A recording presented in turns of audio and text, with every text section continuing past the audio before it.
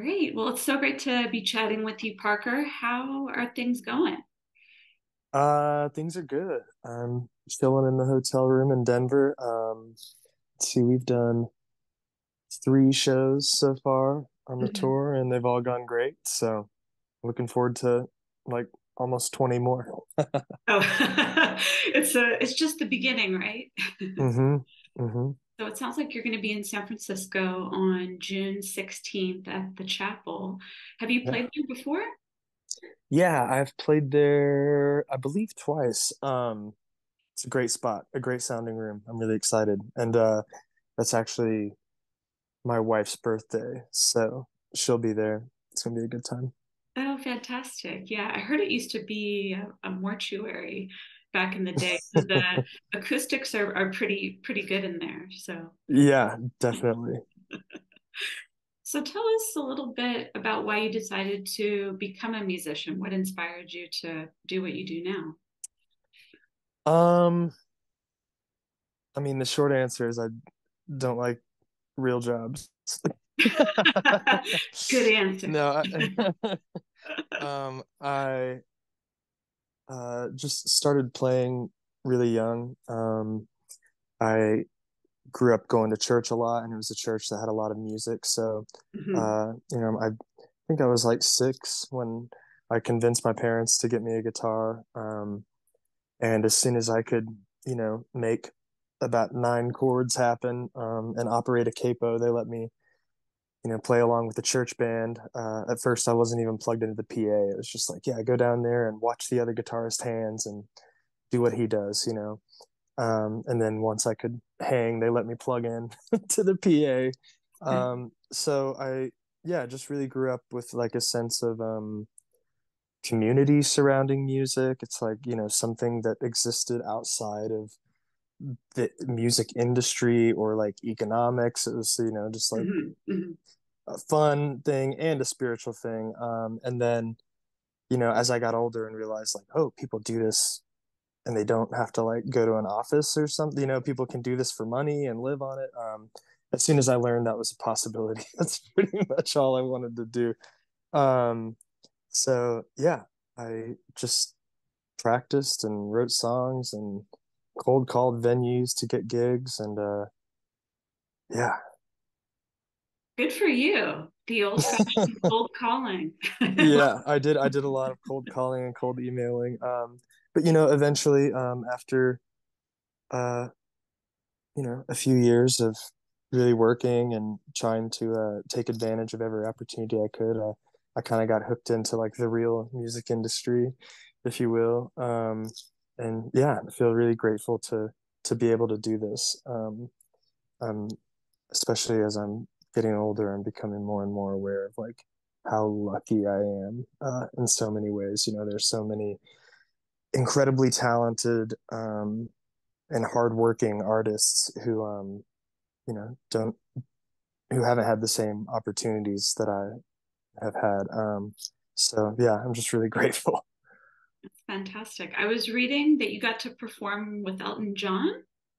Yeah, yeah, I've hung out with Elton John a few times, which is Oh, wow. an insane thing to say. But yeah, I got to perform with him in London. We did one of his songs and one of my songs with his band. Oh my And then God. eventually I got to go to Vegas and like see his $1 Million Piano show and like go backstage and hang out. Yeah, it's really special. I love that he's still so engaged. He's Mhm. been like a worldwide superstar for, you know, Mm. I don't know, like 50 years, but Yep. he's still like always listening to new music, always finding new things to be inspired by, always working. Like he's always playing a Mm. show or Hmm. guesting on something or making a record. I find that really inspiring. That's an interesting thing that you mentioned there. He's still working, and that seems to be a thread for a lot of the musicians or, any industry, right? They just kind of keep chipping away. They keep finding inspiration wherever it may lie. And speaking of inspiration, what was your thought process or your way of approaching your latest album in terms of writing, that sort of thing. hmm Um, the lyrically, a lot of this record is inspired by just like a lot of learning that I've done over the past, I don't know, 3 or 4 years about ecosystems and biodiversity and the way that, essentially industrial society works against the ecosystems and the biodiversity of our planet. And ultimately our connection to each other and our connection to the earth. So that's kind of like if there was like a central theme of the record, I think that would be it. And that just had to do with, yeah, a lot of the books I was reading, a lot of the things I was learning. I read this book called Braiding Sweetgrass by Robin Wall Kimmerer. Highly recommend. I read this book called The Dawn of Everything, which is by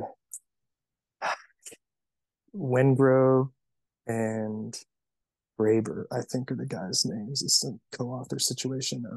Kind of Mhm. like a deep history of civilization kind of book. But it's, really big concepts that I've tried to distill down into 3 or 4 minutes at a time.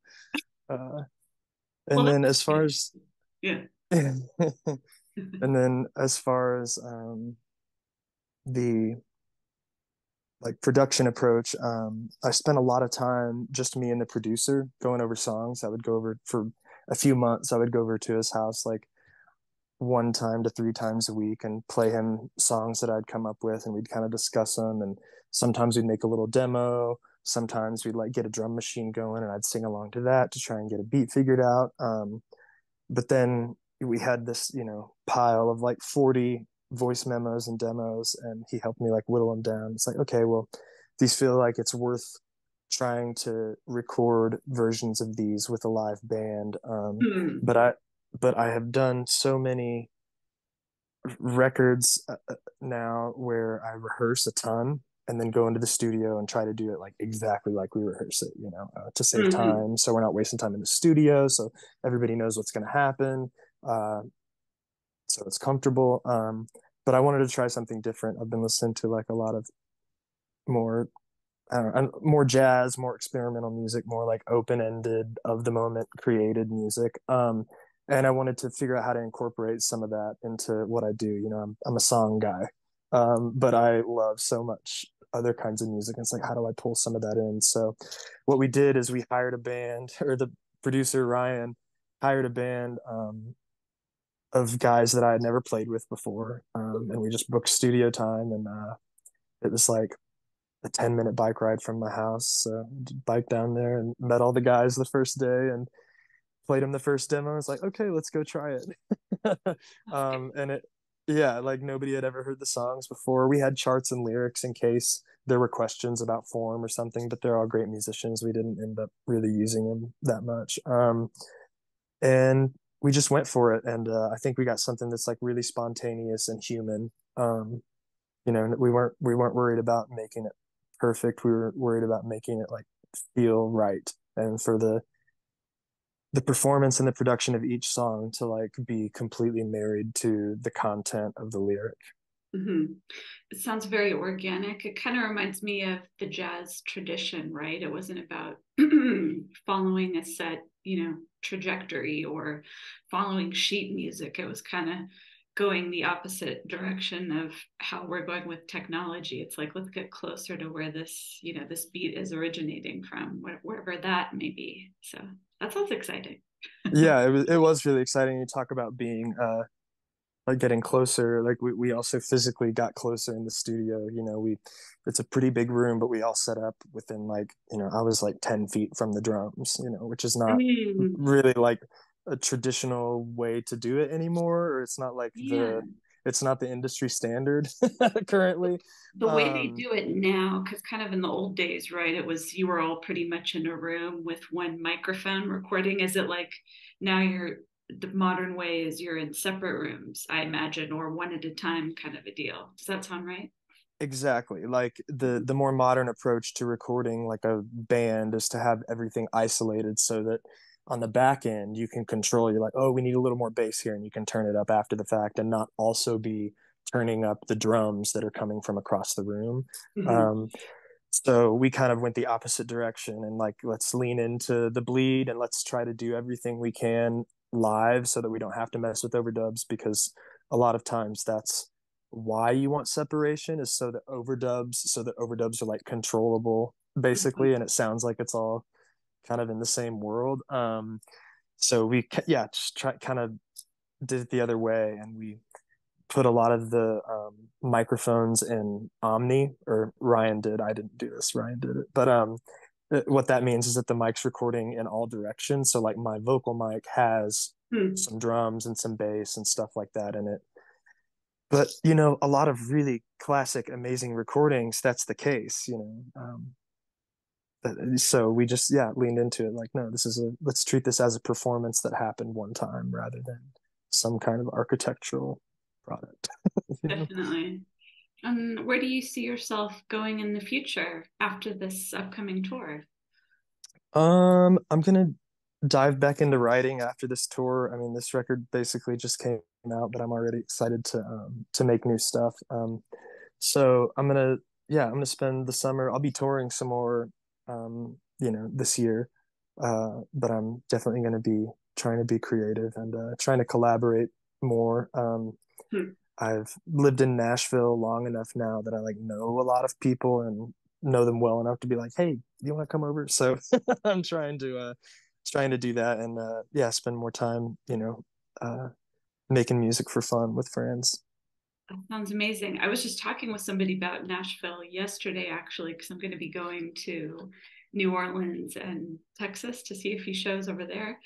What could you tell about Nashville that would draw somebody in that's never been there, besides, I guess, the whole music end of it?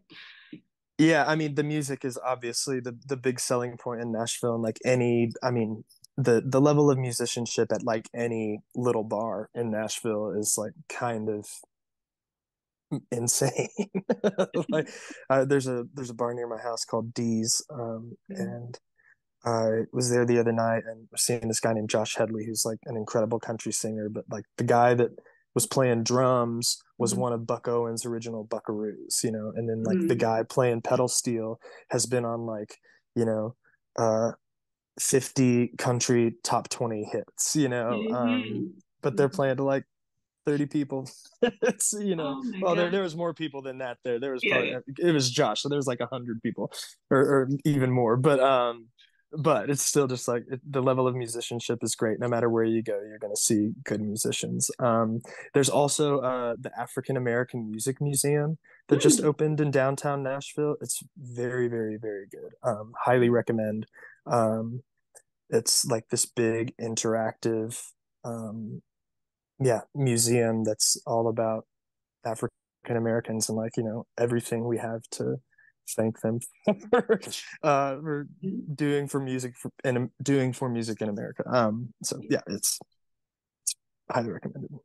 Fantastic. And last question is, what would be your advice to musicians who are just starting out now? Play shows, go do it in front of people. You know, I feel like a lot of people, it's really easy and it's really fun to like lock yourself in your room and like go do a deep dive on the computer, making beats, whatever. That's awesome. I love it. But I think going and doing your music, even if it's DJing or rapping along to a beat you made, like go do it in front of people.